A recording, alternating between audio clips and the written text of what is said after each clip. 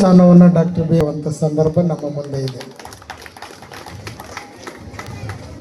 Doctor B R Ambedkar ಅವರು ಈ ದೇಶದಲ್ಲಿ ಧ್ವನಿ ಇಲ್ಲದವರಿಗೆ ಧ್ವನಿಯನ್ನು ನೋಡಿದಂಥ ಮಹಾನ್ ಮಾನವತಾವಾದಿ ಅಂತೇಳಿ ಭಾಳಷ್ಟು ಜನರು ಕೂಡ ನಾವು ತಿಳ್ಕೊಂಡಿದ್ದೀವಿ. ಅವರಿಗೆ ಗೊತ್ತಿತ್ತು ಅವರು ಜೀವಿತ ಕಾಲದಲ್ಲೇ ನನ್ನನ್ನು ಮುಂದೆ ನನ್ನ ಕಾಲ ನಂತರ ನನ್ನ ಪ್ರತಿಮೆ ಮಾಡೋದಕ್ಕೆ ಈ ಜನರು ಇಷ್ಟಪಡ್ತಾರೆ ಅಂಥೇಳಿ ಅವ್ರು ಭಾವಿಸಿದರು. ಅದಕ್ಕೆ ಅವರು ಪ್ರತಿಮೆಗಳನ್ನು ನಿರ್ಮಾಣ ಮಾಡಿ ಆ ಮೂಲಕವಾಗಿ ನನ್ನನ್ನು ನೋಡಬೇಕು ಅಂಥೇಳಿ ಅವ್ರು ಭಾವಿಸಿರಲಿಲ್ಲ. ಅದರ ಬದಲಾಗಿ ಅವರು ಪ್ರತಿಮೆಗಳ ಬದಲಾಗಿ ಪುಸ್ತಕಗಳ ಮೂಲಕವಾಗಿ ನನ್ನನ್ನು ನೋಡಿ ಅಂತೇಳಿ ಅವ್ರು ಭಾವಿಸಿದರು. ಆದರೆ ಇವತ್ತು ದುರದೃಷ್ಟವಶಾತ್ ನಮ್ಮ ಶೋಷಿತ ಸಮುದಾಯಗಳು ಪುಸ್ತಕದಲ್ಲಿ ಅಂಬೇಡ್ಕರ್ ಅವರನ್ನು ಕಾಣೋದನ್ನು ಕಡಿಮೆ ಮಾಡಿದ್ವಿ. ಪ್ರತಿಮೆಗಳ ಮೂಲಕ ಅಂಬೇಡ್ಕರ್ ಅವರನ್ನು ನೋಡೋದಕ್ಕೆ ನಾವು ಮುಂದಾಗಿದ್ದೀವಿ. ಆದರೂ ಕೂಡ ನಮ್ಮ ಅಭಿಮಾನದ ಸಂಕೇತ, ನಮ್ಮ ಆರಾಧ್ಯ ದೈವವಾಗಿರುವಂಥ ಡಾಕ್ಟರ್ ಬಿ ಆರ್ ಅಂಬೇಡ್ಕರ್ ಅವರ ಪ್ರತಿಮೆಗಳನ್ನು ನಿರ್ಮಾಣ ಮಾಡುವಂಥದ್ದು ನಮ್ಮ ಹಟ್ಟಿಗಳ ಮುಂದೆ ಅದು ಒಂದು ಜಾಗೃತಿಯ ಸಂಕೇತವಾಗಿ ಡಾಕ್ಟರ್ ಬಿ ಆರ್ ಅಂಬೇಡ್ಕರ್ ಅವರನ್ನು ನಿಲ್ಲಿಸ್ಕೊಳ್ತೀವಿ. ಅದು ಭಾಳ ಸಂತೋಷದ ಸಂಗತಿ. ಕನಿಷ್ಠ ಪ್ರಮಾಣದಲ್ಲಿ ಇಷ್ಟು ಬದಲಾವಣೆ ಆಗ್ತಾ ಇದೆ ಅನ್ನುವಂಥದ್ದು. ಅವರು ಪಟ್ಟಂಥ ಕಷ್ಟ ಬಹುತೇಕ ಇವತ್ತಿನ ದಿನಮಾನದಲ್ಲಿ ನಾವು ಯಾರೂ ಕೂಡ ಕಷ್ಟಪಡಲಿಕ್ಕೆ ಸಾಧ್ಯನೇ ಇಲ್ಲ ಅನ್ನುವಂಥದ್ದು. ಅವರು ಅನುಭವಿಸಿದಂಥ ಶೋಷಣೆ, ಅಸಮಾನತೆ, ಅಸ್ಪೃಶ್ಯತೆ, ಜಾತಿ ವ್ಯವಸ್ಥೆ ನಾವ್ಯಾರೂ ಕೂಡ ಕಂಡರಿಯೋದಕ್ಕೂ ಕೂಡ ಸಾಧ್ಯವಿಲ್ಲ, ಕೇಳೋದಕ್ಕೂ ಸಾಧ್ಯ ಇಲ್ಲ ಇವತ್ತಿನ ದಿನಮಾನದಲ್ಲಿ. ಇವತ್ತೇನಾದರೂ ನಮಗೆ ಅಸ್ಪೃಶ್ಯತೆ ಅನುಭವ ಆಯಿತು, ಜಾತಿಯ ಅನುಭವ ಆಯಿತು ಅಂತ ಹೇಳಿದ್ರೆ ಅಂಬೇಡ್ಕರ್ ಅವತ್ತೇ ಬರೆದೋಗಿದ್ದಾರೆ, ನೇರವಾಗಿ ಪೊಲೀಸ್ ಸ್ಟೇಷನ್ಗೆ ಹೋದರೆ ನಿನಗಲ್ಲಿ ನ್ಯಾಯ ಸಿಗುತ್ತೆ ಅಂತೇಳಿ. ಆದರೆ ಇವತ್ತು ನಾವು ಆ ನ್ಯಾಯವನ್ನು ಪಡೆದುಕೊಳ್ಳುವಂಥ ಸಂದರ್ಭದಲ್ಲಿ ಅಂಬೇಡ್ಕರ್ ಅವರನ್ನು ಹೇಗೆ ನಾವು ಕಾಣಬೇಕು ಅನ್ನುವಂಥ ನಿಟ್ಟಿನಲ್ಲಿ ಚಿಂತನೆ ಮಾಡೋದಾದರೆ ನಮ್ಮಲ್ಲಿ ಬರಬೇಕಾಗಿರುವಂಥ ಒಂದೇ ಒಂದು ಭಾಳ ಸುಸಂದರ್ಭದ ಸಂಗತಿ ಅಂತ ಹೇಳಿದ್ರೆ ಅದು ನಾವು ಜಾಗೃತವಂತ ಸಮಾಜವನ್ನು ನಿರ್ಮಾಣ ಮಾಡಬೇಕು ಅನ್ನುವಂಥದ್ದು. ಆ ಜಾಗೃತವಂತ ಸಮಾಜವನ್ನು ನಿರ್ಮಾಣ ಮಾಡಬೇಕಾದ್ರೆ ಡಾಕ್ಟರ್ ಬಿ ಆರ್ ಅಂಬೇಡ್ಕರ್ ಅವರ ಪ್ರತಿಮೆಯನ್ನು ನಿರ್ಮಾಣ ಮಾಡಿದ್ವಿ, ಅವರಿಗೆ ಹಾರ ತುರಾಯಿ ಹಾಕಿದ್ವಿ, ಪೂಜಿಸಿದ್ವಿ ಅಂತ ಹೇಳಿದ್ರೆ ಸಾಲದು. ನಮ್ಮ ಹಿಂದೆ ಬಿ ಕೃಷ್ಣಪ್ಪರವ್ರ ಕಾಲದಲ್ಲಿ ಒಂದು ಸ್ವತಂತ್ರ ನಂತರದ 2ನೇ ಚಳುವಳಿ ಆರಂಭ ಆಯಿತು.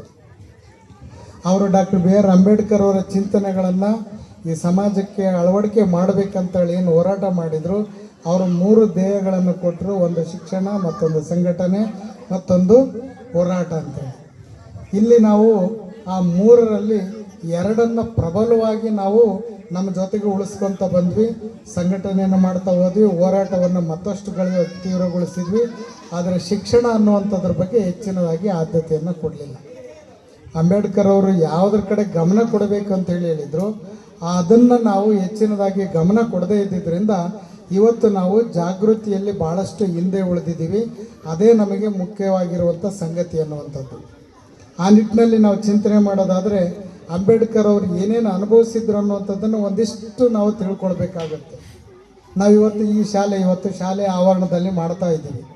ಈ ಶಾಲೆ ಆವರಣದಲ್ಲಿ ಡಾಕ್ಟರ್ ಬಿ ಆರ್ ಅಂಬೇಡ್ಕರ್ ಅವ್ರ ಕಾಲದಲ್ಲಿ ಅವರು ಶಾಲೆಗೆ ಹೋಗಬೇಕಾಗಿದ್ದಂಥ ಪರಿಸ್ಥಿತಿ ಹೇಗಿತ್ತು ಅಂತ ಹೇಳಿದ್ರೆ ಎಲ್ಲರಿಗಿಂತ ಮುಂಚೆ ಡಾಕ್ಟರ್ ಬಿ ಆರ್ ಅಂಬೇಡ್ಕರ್ ಅವರು ಟಿಫನ್ ಬಾಕ್ಸನ್ನು ಹಿಡ್ಕೊಂಡು ಅವರು ಎಲ್ಲರಿಗಿಂತ ಮುಂಚೆ ಹೋಗಿ ಒಂದು ಮೂಲೆಯಲ್ಲಿ ಕೂರಬೇಕಾಗಿತ್ತು. ಮತ್ತು ಎಲ್ಲರೂ ಹೊರಗಡೆ ಬಂದ ನಂತರ ಕೊನೆಯದಾಗಿ ಅವರು ಶಾಲೆಯಿಂದ ಹೊರಗಡೆ ಬರಬೇಕಾಗಿತ್ತು. ಯಾಕೆ ಅಂತ ಹೇಳಿದ್ರೆ ಎಲ್ಲರಿಗಿಂತ ಮುಂಚೆ ಹೋಗ್ಬೇಕಂತ ಹೇಳಿದ್ರೆ ಅದು ಆದ್ಯತೆ ಅಲ್ಲ. ಎಲ್ಲರ ಜೊತೆಗೂ ಅಂಬೇಡ್ಕರ್ ಹೋದರೆ ಅವ್ರ ನೆರಳು ಇತರವ್ರ ಮೇಲೆ ಬೀಳುತ್ತೆ ಅನ್ನೋ ಕಾರಣಕ್ಕೆ ಎಲ್ಲರಿಗಿಂತ ಮುಂಚೆ ಹೋಗಬೇಕಾಗಿತ್ತು. ಎಲ್ಲರ ಜೊತೆಗೆ ಅವ್ರು ವಾಪಸ್ ಬಂದರೆ ಸಮಾನತೆ ಅನ್ನೋಂಥದ್ದಲ್ಲ, ಎಲ್ಲರ ಜೊತೆಗೆ ಬಂದರೆ ಅವ್ರ ನೆರಳು ಅಕ್ಕಪಕ್ಕದವ್ರಿಗೆ ಬೀಳುತ್ತೆ. ಅದಕ್ಕೆ ಎಲ್ಲರಿಗಿಂತ ಕೊನೆಯದಾಗಿ ಅವ್ರು ಬರಬೇಕಾಗಿತ್ತು ಅನ್ನುವಂಥದ್ದು. ಅಂಥ ಸ್ಥಿತಿನ ಇವತ್ತು ಯಾರಾದರೂ ನಾವು ಅನುಭವಿಸ್ತಾ ಇದ್ದೀವ? ಸರ್ಕಾರ ನಮಗೆಲ್ಲದನ್ನು ಕೂಡ ಕೊಟ್ಟಿದೆ. ಅದನ್ನು ಸದ್ಬಳಕೆ ಮಾಡಿಕೊಳ್ಳುವಂಥ ಪರಿಜ್ಞಾನ, ಬುದ್ಧಿ ಅನ್ನುವಂಥದ್ದು ನಮಗೆ ಬಂದಿಲ್ಲ ಅನ್ನುವಂಥ ನೋವು ನೀವೆಲ್ಲರೂ ಕೂಡ ತಿಳಿದುಕೊಳ್ಬೇಕು. ಅವರು ಒಂದು ಕೆರೆ ನೀರನ್ನು ಮುಟ್ಟಬೇಕಂತೇಳಿ ಒಂದು ದೊಡ್ಡ ಹೋರಾಟವನ್ನು ಮಾಡಿದರು. ಒಂದು ದೇವಸ್ಥಾನದ ಒಳಗಡೆ ಹೋಗ್ಬೇಕನ್ನುವಂಥ ನಿಟ್ಟಿನಲ್ಲಿ ಭಾಳ ದೊಡ್ಡ ಹೋರಾಟವನ್ನು ಮಾಡಿದರು. ಆದರೆ ಇವತ್ತು ನಿಮಗಂಥ ಪರಿಸ್ಥಿತಿ ಇಲ್ಲ. ಆದರೆ ಅಂಥ ಪರಿಸ್ಥಿತಿ ಇಲ್ಲ ಅನ್ನುವಂಥದ್ದನ್ನು ಆ ಪುಣ್ಯಾತ್ಮ ನಮಗೆ ಕೊಟ್ಟು ಹೋಗಿದ್ದಾರೆ ಅಂತ ಹೇಳಿದ್ರೆ ಅದನ್ನು ಸದ್ಬಳಕೆ ಹೇಗೆ ಮಾಡಿಕೊಳ್ಬೇಕು ಅನ್ನೋವಂಥ ನಿಟ್ಟಿನಲ್ಲಿ ಚಿಂತನೆ ಮಾಡದೆ ಹೋದರೆ ನಾವು ಎಷ್ಟು ಅಂಬೇಡ್ಕರ್ ಜಯಂತಿಯನ್ನು ಮಾಡಿದರೆ ಸಾರ್ಥಕವಾಗುತ್ತೆ ಅನ್ನೋಂಥದ್ರ ಬಗ್ಗೆ ಸ್ವಲ್ಪ ಗಮನವನ್ನು ಹರಿಸ್ಬೇಕು. ಒಂದು ಉದಾಹರಣೆಯನ್ನು ನಾವು ಚಿಂತನೆ ಮಾಡಬೇಕು. ನೀವೆಲ್ಲರೂ ಕೂಡ ಈ ಗ್ರಾಮದಲ್ಲಿ ಒಂದು ಸ್ಟೇಷನ್ನು ಅಥವಾ ತಹಸೀಲ್ದಾರ್ ಆಫೀಸೋ ಪಂಚಾಯತಿ ಆಫೀಸೋ ಒಬ್ಬ ಸೆಕ್ರೆಟರಿ ಆಗಿ ಬಂದರೆ ಒಬ್ಬ ಮೇಸ್ಟ್ರ್ ಆಗಿ ಬಂದರೆ ಈ ಗ್ರಾಮದಲ್ಲಿ ನೀವು ಗೌರವವನ್ನು ಕೊಡ್ತೀರಿ, ಒಂದು ಮನೆ ಬಾಡಿಗೆಯನ್ನು ಕೊಡ್ತೀರಿ.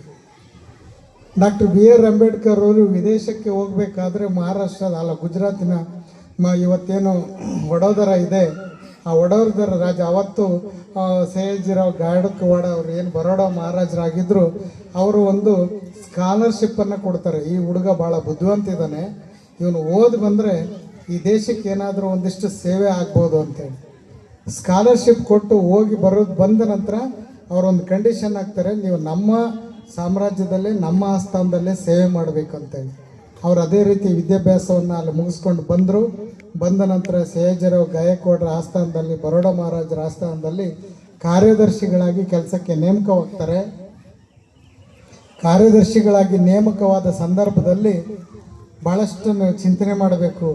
ಒಂದು ಆಸ್ಥಾನದಲ್ಲಿ ಕಾರ್ಯದರ್ಶಿಗಳಾಗಿದ್ದಂಥ ಡಾಕ್ಟರ್ BR ಅಂಬೇಡ್ಕರ್ ಅವರಿಗೆ ಇರ್ಲಿಕ್ಕೆ ಒಂದು ಮನೆ ಬೇಕಲ್ಲ, ಆ ಮನೆಯನ್ನು ಬಾಡಿಗೆ ಕೊಡೋದಕ್ಕೂ ಕೂಡ ಆ ಗ್ರಾಮದಲ್ಲಿ ಆ ಪಟ್ಟಣದಲ್ಲಿ ಯಾರೂ ಕೂಡ ಮನೆಯನ್ನು ಕೊಡೋದಿಲ್ಲ. ಇವತ್ತಿನ ಪರಿಸ್ಥಿತಿನಲ್ಲಿ ಯಾವುದೋ ಒಂದು ದೊಡ್ಡ ಆಫೀಸರ್ ಆಗಿದ್ದರು ಬಂದ್ರು ಅಂತ ಹೇಳಿದ್ರೆ ನಾವು ಮೊದಲು ಮನೆ ಕೊಟ್ಟುಬಿಡ್ತೀವಿ. ಆದರೆ ರಾಜನ ಆಸ್ಥಾನದಲ್ಲಿ ಕೆಲಸ ಮಾಡ್ತಿದ್ದಾರೆ ಅಂತ ಹೇಳಿದ್ರೆ ಮನೆ ಕೊಡಲಿಕ್ಕೆ ಯಾರೂ ಕೂಡ ಮುಂದೆ ಬರೋದಿಲ್ಲ. ಹೇಗೋ ಒಂದು ಮನೆಯನ್ನು ಪಡೆದುಕೊಳ್ತಾರೆ. ಆ ಮನೆ ಕೊಟ್ಟವ್ರು ಯಾರು ಅಂತ ಹೇಳಿದ್ರೆ ಅವತ್ತು ಪಾರ್ಸಿ ಕುಟುಂಬದವರು, ಜೈನರು, ಬೌದ್ಧರು, ಪಾರ್ಸಿ ಅನ್ನುವಂಥ ಧರ್ಮದಲ್ಲಿ ಏನಿದೆ ಆ ಪಾರ್ಸಿ ಕುಟುಂಬದವರು. ಇವತ್ತು ಭಾರತ ದೇಶದಲ್ಲಿ ದೊಡ್ಡ ದೊಡ್ಡ ಉದ್ಯಮಗಳಲ್ಲಿ ಅವರೇ ಪ್ರಮುಖ ಸ್ಥಾನದಲ್ಲಿದ್ದಾರೆ. ಇವತ್ತು ಟಾಟಾ ಹೆಸರು ಕೇಳಿದರೆ ಅವರು ಕೂಡ ಪಾರ್ಸಿ ಕುಟುಂಬದವರು. ಅಂಥ ಪಾರ್ಸಿ